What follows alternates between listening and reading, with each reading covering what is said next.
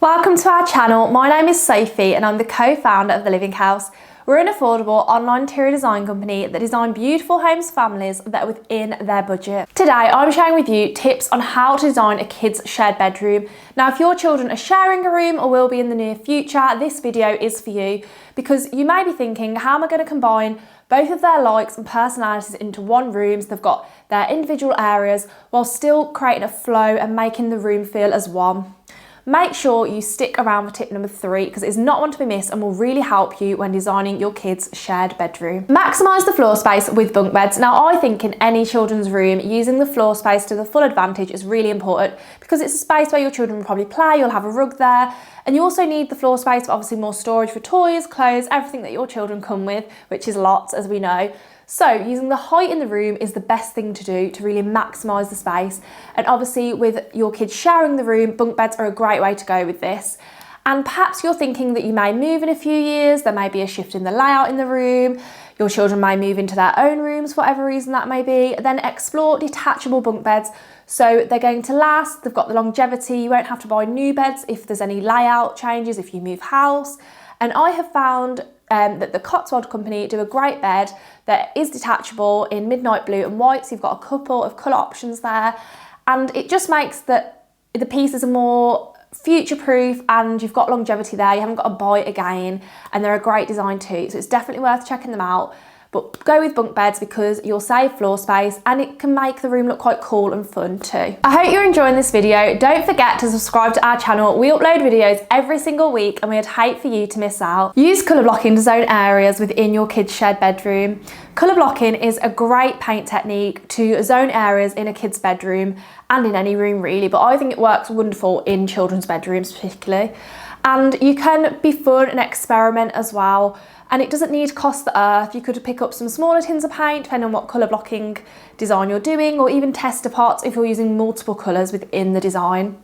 And I think if you're going for 2 single beds in a kid's bedroom, then to really give them their own personality and zone the area, make it more fun, you could paint behind their beds as sort of a strip and then go above onto the ceiling, and you've created like a cosy nook for them. Another thing is you could paint a corner of the room, perhaps you've got bean bags or a little sofa, armchair, and it can be like a reading area for your children, or if they're older and they're sharing a room, a gaming area for instance, maybe with a desk that can be zoned with colour.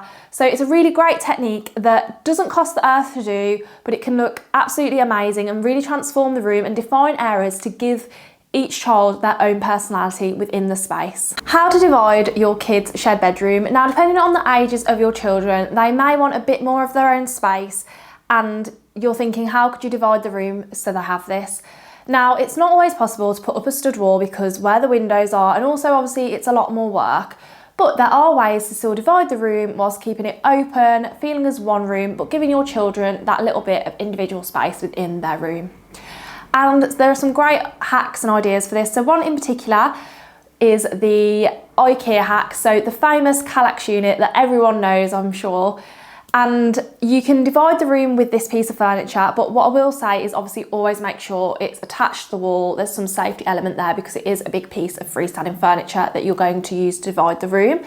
And what I love about this piece is that it's open, so you could put some storage boxes in, so you've got the privacy there, and obviously storage, which is always so important in a children's bedroom. And you could leave some open, some of the cubes, and put, I don't know if your children's into Lego or anything like that into to display. And it's a great way to divide while still keeping the room open, but giving your children that little bit of their own space. Another idea which is quite cool and contemporary are wooden slats. So wooden slats are so popular right now. They have been for quite a while. I don't think that's going to change anytime soon. So you could use wooden slats and almost like wooden batons and put these floor to ceiling. So it requires a bit more work in terms of attaching them, but they can create a cool divide, and it's got the open slats in between.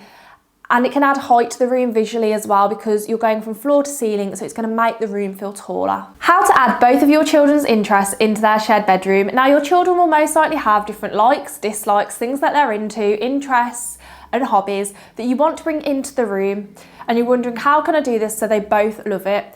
Our co-founder Catherine actually did this in her twin boys' bedroom that they share.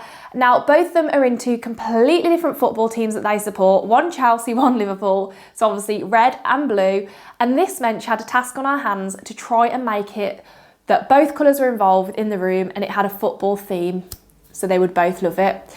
And she did this by using colour blocking techniques and combining both colours. I'll actually link the blog case study that Catherine did for that in the video description. So if you want to learn more about it, it's there for you to have a look and read through. Another way is mixing, of course, just like that, the colour palette in the room. So ask your children what colours they want to feature and see how you can combine those colours to create a lovely colour palette that they will both love. And obviously through accessories, so artwork, cushions, throws on the bed, bedding. Wall decal stickers are really great as well because you can simply peel them off. And with accessories, you can easily change them throughout the years as your children's likes and dislikes and what they're into change. And it means it's more affordable and it has longevity and will last basically. So it's a great way of adding accessories to make it their own and add their personality into the room. How to make your kids' shared bedroom feel like it has a flow and looks cohesive. Now, you can still have both of your children's personalities and what they're into shining through the room so it feels like their own, while still having a well put together, designed look in your kids' bedroom so you love it too.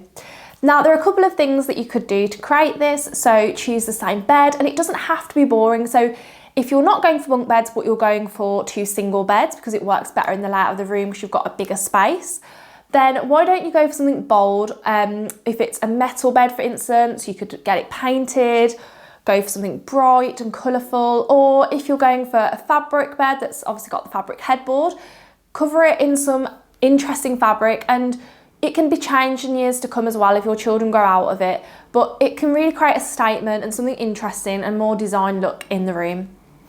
Choose a colour palette that goes throughout the space. So as I was talking earlier about choosing a colour palette that both of your children love, use that throughout the space and it will create a cohesive look. Obviously choose some accent colours as well for some fun pops of colour.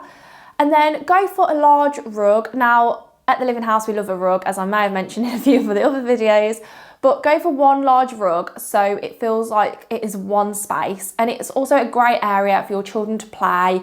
It makes it cozier and it can make the room feel bigger if you go for one large rug in the room. I hope you've enjoyed this video. I'd love to know in the comments which tip you're going to use in your kids' shared bedroom. Don't forget to subscribe to our channel. We upload videos every single week and we'd hate for you to miss out.